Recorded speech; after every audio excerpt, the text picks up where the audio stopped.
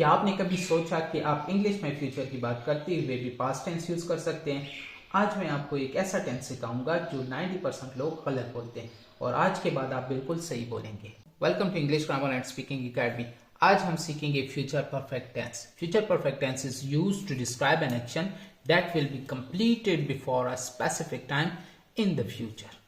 मतलब एक ऐसा टेंस जहां हम किसी काम के मुस्तकबिल में मतलब फ्यूचर में मुकम्मल होने की बात करें। Structure of future perfect tense. Urdu sentences के एंड में चुका होगा, चुकी होगी, चुके होंगे वगैरह वगैरह आएगा। पॉजिटिव सेंटेंसेस का स्ट्रक्चर होगा subject plus will have plus verb third form plus object. For example, she will have completed the work। यहाँ पे will have हमारे पास हेल्पिंग वर्ब है और completed वर्ब की थर्ड फॉर्म है।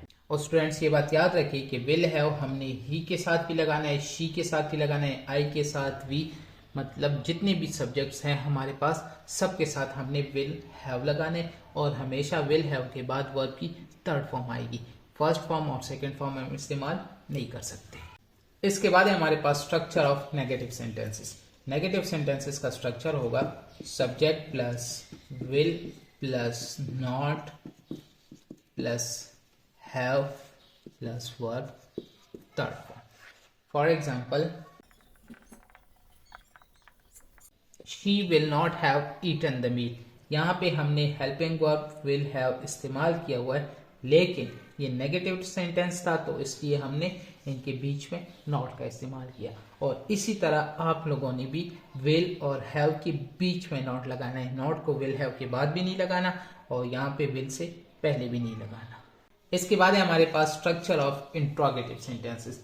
इंट्रोगेटिव सेंटेंसेस में हम हेल्पिंग वर्ब को स्टार्ट में लिखते हैं तो इसलिए हम यहाँ पे विल लगाएंगे, फिर उसके बाद सब्जेक्ट आएगा, फिर उसके बाद हैव आएगा, फिर उसके बाद वर्ब थर्ड फॉर्म आएगा। For example, will I have completed the work. यहाँ पे हमने विल को स्टार्ट में लिखा, क्यों? क्योंकि ये इंट्रोगेटिव सेंटेंस है। और स्टूडेंट्स ये बात याद रखिए कि इस टेंस का हमारे पास हेल्पिंग वर्ब है विल हैव, लेकिन जब इंट्रोगेटिव हो या नेगेटिव की बात हो तो हमने नेगेटिव में जैसे विल और हैव के बीच में हमने नॉट लगाने, इस तरह इंट्रोगेटिव में भी हमने विल को स्टार्ट में लिखना है, फिर उसके बाद सब्जेक्ट आएगा, फिर उसके बाद हैव आएगा। यहाँ पे हम विल हैव आई अगर लिख दें तो गलत होगा।